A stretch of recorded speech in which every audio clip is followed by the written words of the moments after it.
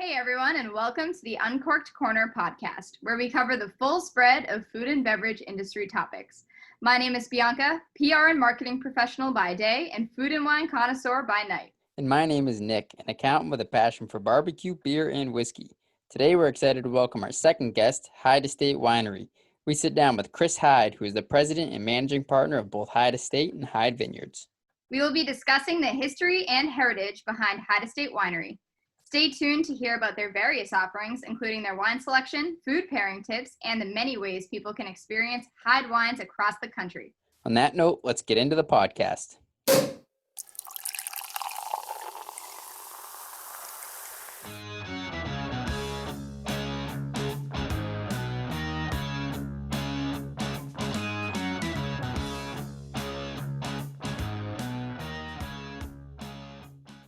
Welcome. We're so excited today. We are covering Hyde Estate. Hyde is in Carneros in California, and I have been to the winery myself and absolutely loved it. We went last April, and it was an incredible time of year for us to go. We had such a great experience, and I was excited. I got to meet Larry and Micah, and it was really a great time. So we're excited to have you. We just heard that you won an award, so we'd love to learn more about that. Congratulations. Thank you. Yeah. Yeah, Grower of the Year. That's awesome. Exciting. Yeah, we're really excited for Larry. What does Grower of the Year mean to you? So that's a huge recognition here in Napa. Obviously, my father's been growing grapes here in Carneros for many years, actually just over 40 years now.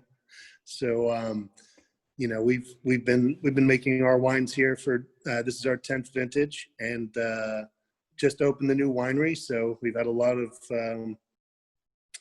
of exciting things going on here. We're making 6 different wines now at Hyde Estate: Pinot Noir, Chardonnay, Merlot, Syrah, Viognier, and a little bit of Sauvignon Blanc now too. So Nice. For our listeners, do you want to tell us a little bit about the history, how Larry got the winery started, how that all came to be? yeah, so my father's family's been in California.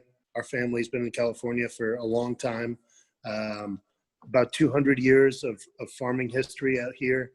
And my father moved up to Napa in the late 60s, early 70s, after he started working at Ridge Vineyards in Santa Cruz. And he had kind of been working in a lot of different wine cellars, and also as a vineyard manager for many different companies, which have been here in Napa for a long time, including Cuvée, Ridge Vineyards, well, that's in Santa Cruz, but in here in Napa, Cuvée, Robert Mondavi Winery, Stag's Leap, Joseph Phelps, among others. So he definitely got his feet wet here in winemaking and vineyard planting all across the Napa Valley, in all the different regions. And, his heart kind of settled here in Carneros, where it's actually a little bit cooler than everywhere else in Napa. We're down here at the southern end of Carneros. We get a lot more coastal influence because it's sort of the tail end of the mountain range that extends up north. And we get a lot of cool weather. The vineyard's settled on a sort of southeast exposure, so it gets morning sun, but a little relief from the hard afternoon sun, which gives you the slow ripening that's so important for Chardonnay and Pinot Noir here in Carneros. We also have very shallow soils, so the vines, struggle a little bit, and it adds to the slow ripening and what in the end gives you great mineral acid-driven wines of all different sorts. So, Yeah, it's great. The climate that you're in, the soil, and everything, that can really have a big impact on the taste of the wine. What's it like being in such a major area, such a renowned area for winemaking?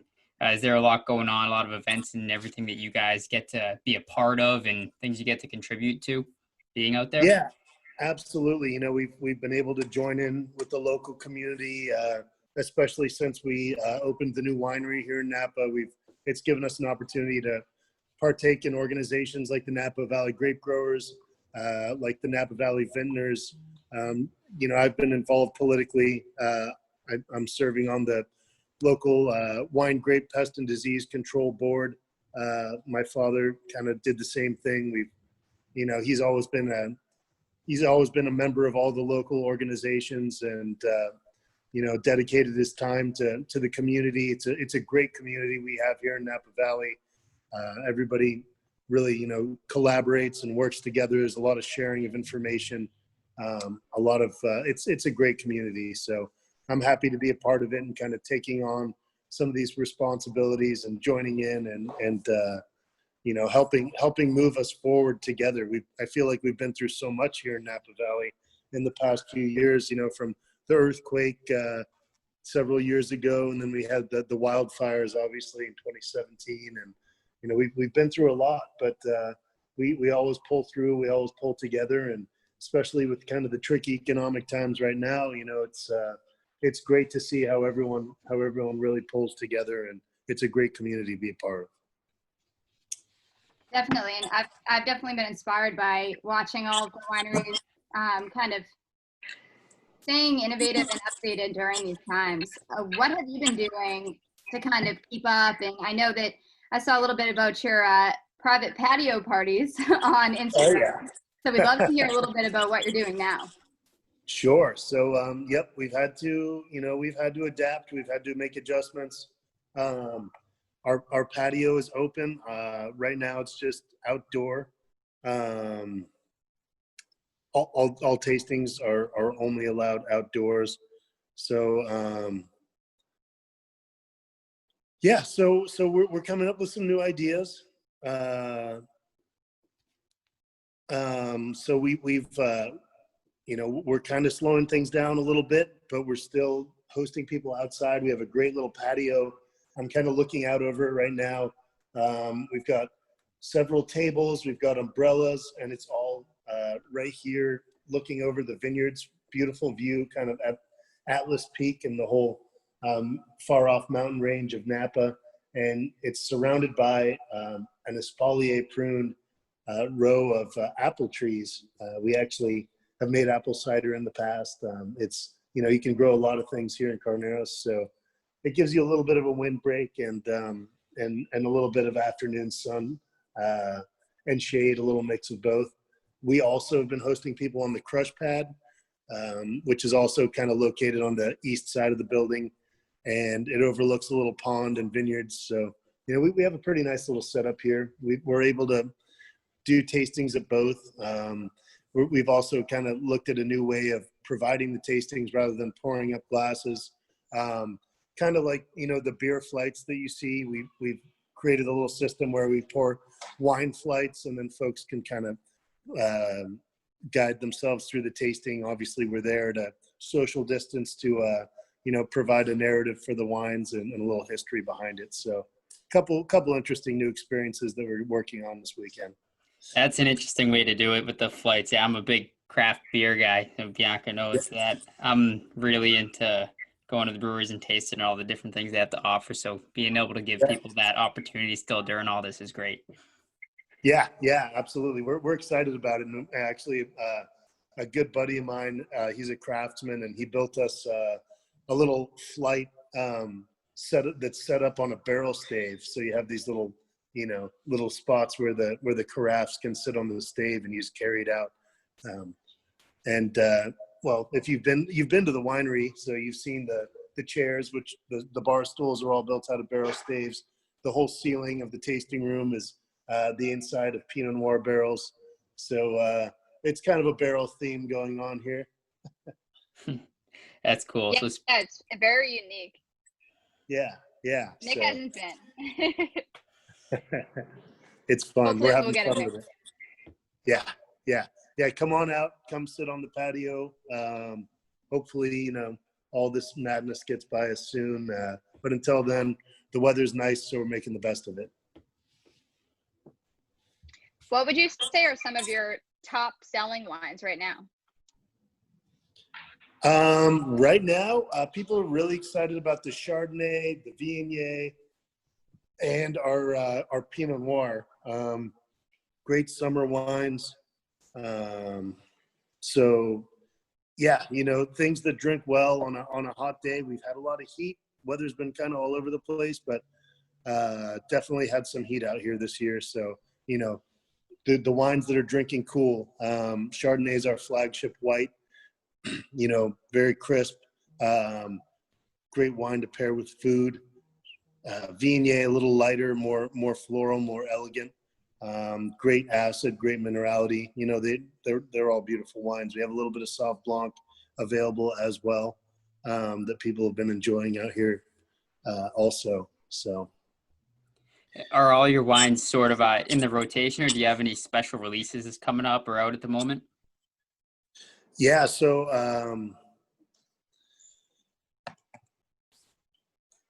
our latest release is going to be the 2017 Chardonnay, and that's going to come out, in the fall, so probably September.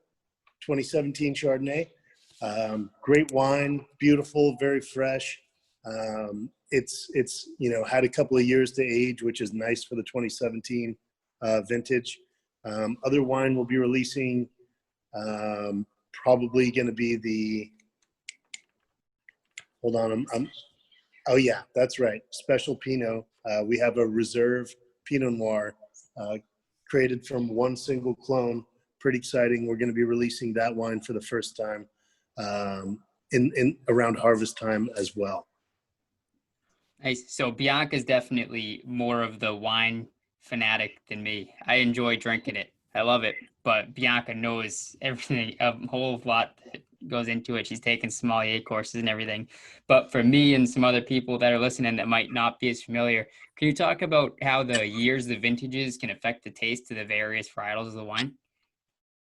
Oh yeah, absolutely. Every vintage is different.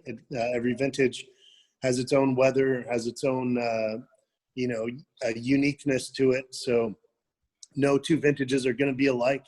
But you can definitely taste the site, the terroir.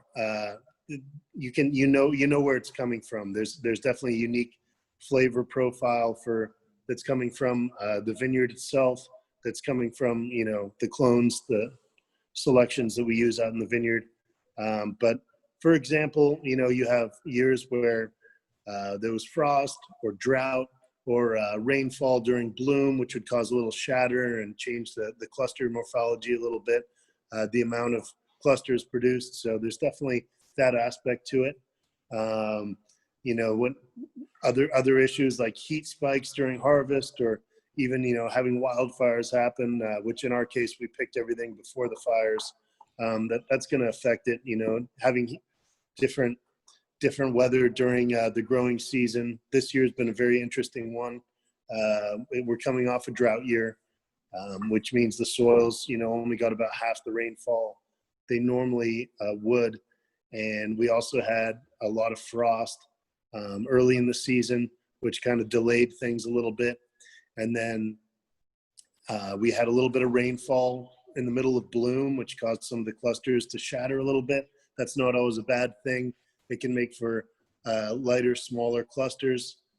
Can also ramp up things as you get towards harvest. So we're in a year that looks like it could be a little smaller crop than the last couple of years, but also a year that has great potential for quality in the ultimate wine that comes out of it. So. For example, that's what we're looking at this year. The last couple of years, we had ample rainfall. We had a March miracle. We, got a lot of rain. We had a little bit later bud break, and we ended up with larger harvests. I'm really excited personally about the 18 and 19 vintage. I guess, they're like your babies. You're excited about all of them. So 17. You go back another year, a little more of a drought year. We had some heat spikes We had a little bit smaller crop because of the weather during May when we had the flowering. So, it's kind of a cyclical thing, but no two are alike. What factors go into deciding how much you're going to set aside and age, and how much, how do you determine how long you're going to age different quantities of the wine for? Right. So actually we have a pretty, pretty regular winemaking. The winemaking in terms of aging doesn't change much from year to year. There's other things you might do differently in the cellar, like using a certain amount of whole clusters, or, how long you extend the maceration. But generally the aging is done 11 months in about 20% new French oak for the Chardonnay and the Pinot Noir every year. So it's pretty consistent. The aging, we pull it, we basically press the Chardonnay whole cluster, put it into barrel, ferment it, and that's about it until harvest time. We'll rack it in March and then bottle it in July or August. So pretty much the same thing with the Pinot, except for the skin contact for about a week before it goes into barrel, pressed off the skins. So, again, 11 months after racking in March, we'll make the final blend, and then that's about it. So Merlot and Syrah will actually go over vintage into the following year. So about 16 months in barrel, and, roughly the same amount of new oak shuffled in every year. And then the lighter white wines, the Viognier and the Sauvignon Blanc, we only age those for about 6 months in barrel. Of all the wines that you've had, and of course there's been many vintages over time, is there one that you would say has been your favorite? That's been our favorite of every vintage that we've bottled. Wow, I have to say the 2012 Pinot Noir and Chardonnay were both pretty special. That's a vintage that's drinking great right now. So, pretty excited about that. Yeah, we actually just opened that Pinot Noir. I've had that in our fridge for a while, and I was so excited when we opened it. It was fantastic. Yeah. Wow. I mean, I know you've tried it. It's a wine that, some of these wines are more approachable earlier in life. They're not going to have the longevity. So it's nice to have a wine which has so much robust character at a younger age, and then you can open it, several years later, and just keeps getting better. And our wines are built to last. So that's part of what we're doing. Absolutely. So you have, of course, a lot of different wines. What would you say are the primary tasting notes that you have? Do you have like a typical flavor across all of them, or are they all so unique that they have their own kind of distinct personality? Oh, they do have their distinct personality. It depends what you're in the mood for. Merlot is a very special wine for me because, we've been making it for so long. We have some great selections. It's a fun wine to make. Our Pinots, Pinot goes with everything. It's a beautiful wine. It's very versatile. It's hard for me to say. I like them all. I know I'm sipping on right now the 2015 Pinot Noir that you guys sent over. Oh yeah, I'm looking at a bottle of it here myself. Yeah, delicious stuff. This is the first time I've had your Merlot, and it is a very nice wine. I've had it out airing for a little bit, and I think it's definitely different than the Pinot that I've tried. So I'm enjoying it. Awesome. So glad. Yeah, Merlot is such a nice aromatic, beautiful wine. It's rather than its brother Cabernet, it's a lot more approachable.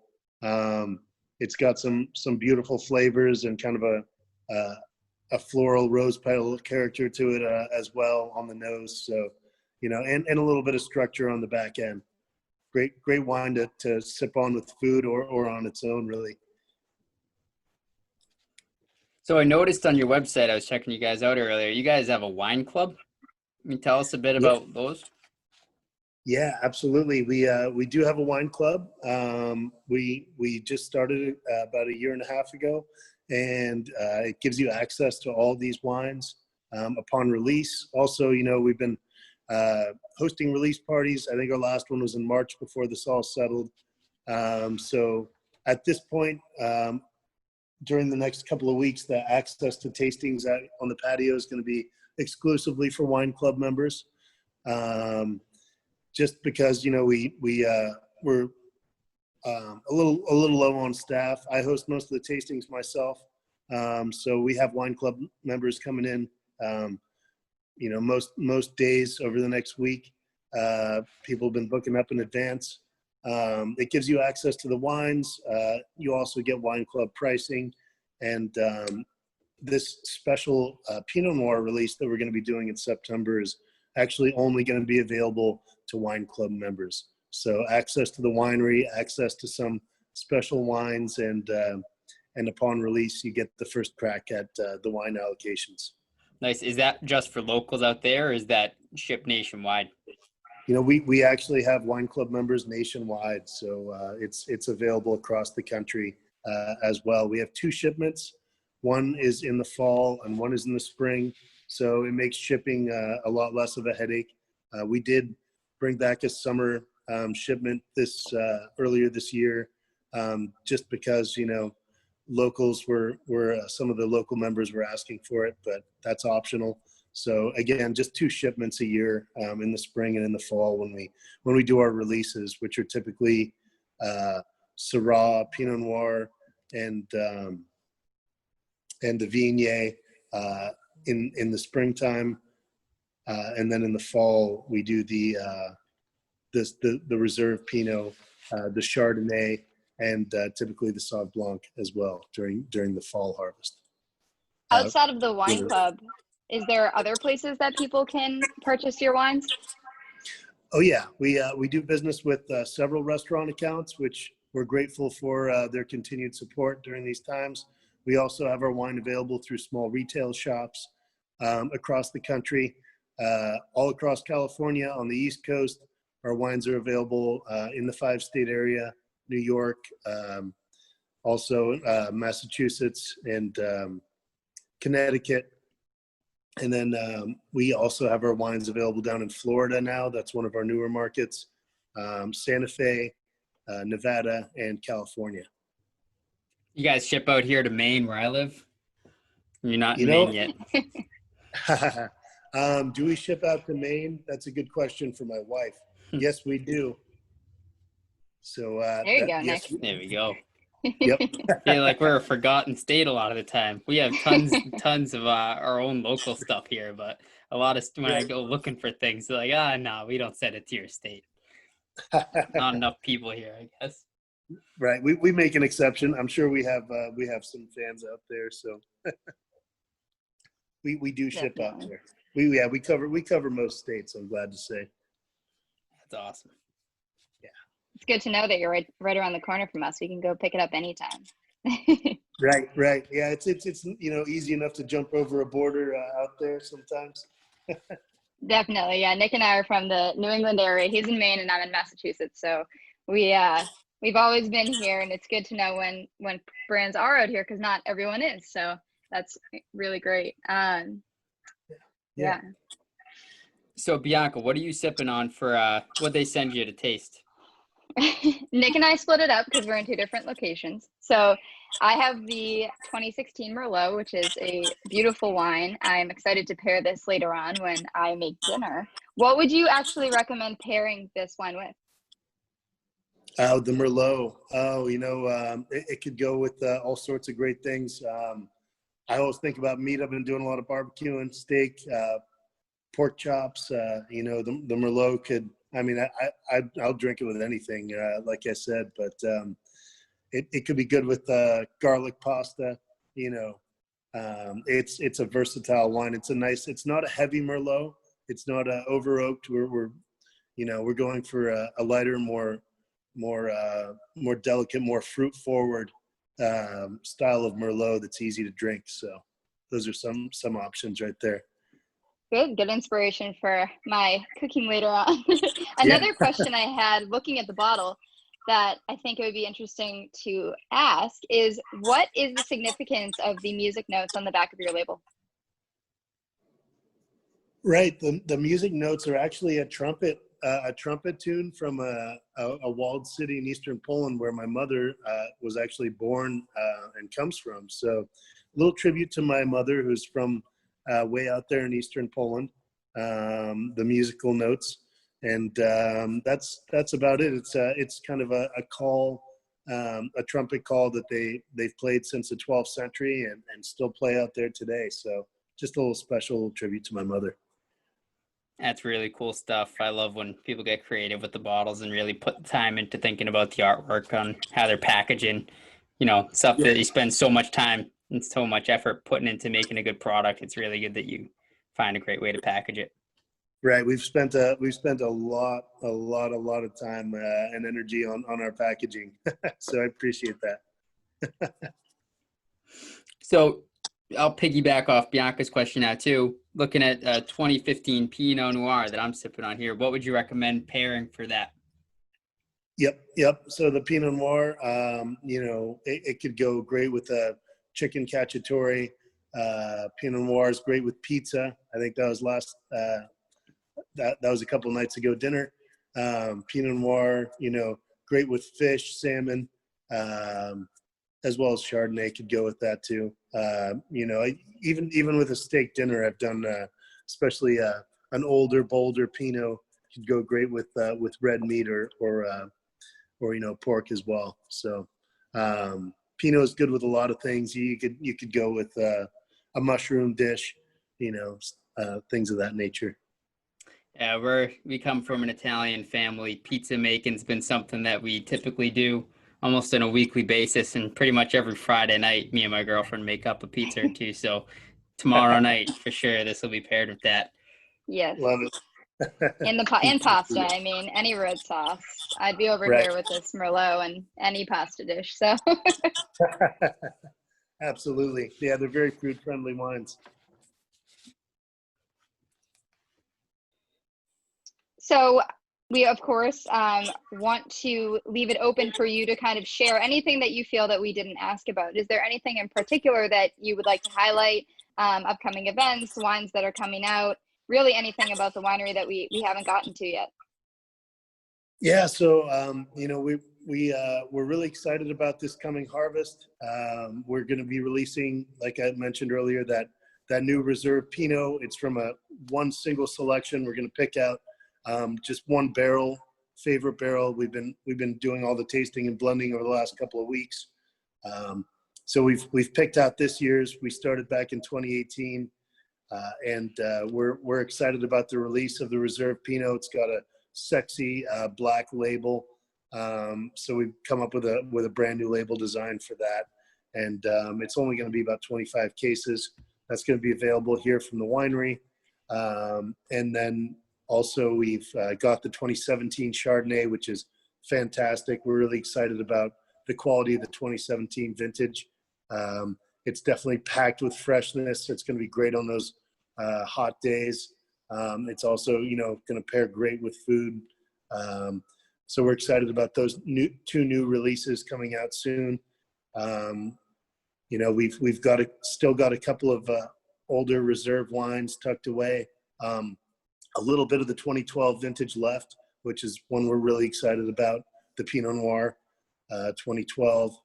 It's a favorite of my dad's. He also was a huge fan of the Chardonnay from that year. So we're excited to have a little bit of library wine tucked away for tastings. We've been offering a little side-by-side mini verticals upon occasion, which we'll do out here. But otherwise, the winery's still open in a limited way. The wines that we're pouring right now are fantastic. I feel like we're, getting better and better every year. We're excited about the potential quality for this year's vintage. We're excited about our new little tasting flight that we're actually going to release here this afternoon. I've got a group coming in about an hour.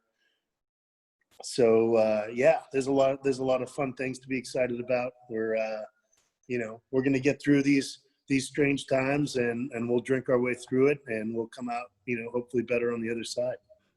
We love it. And before we let you out of here, where can our listeners find you guys online? So you can find us at www.hydewines.com. That's HYDE wines.com. hydewinery.com. On the internet, we've got a website. You can order the wine off the website. You can check us out. We're right here in Carneros, southern part of Napa Valley, right off the highway. Can't miss it. Please give us a shout. If you haven't had the wines before, you can look around for them. They might be in your local retail shop, but they're also available directly from the winery. We've got a list of states on our website where we can get the wine shipped to, or just feel free to give us a call here at the winery, and we'll work with you on that as well. Perfect. Had a lot of fun talking to you guys tonight. Thank you very much. Have a good one. Yes, thank you for coming Absolutely. on. Thank you both. Cheers. Be sure to follow us on social at Uncorked Corner and on the blog at uncorkedcorner.com for a taste of more food and beverage content. Thanks for listening.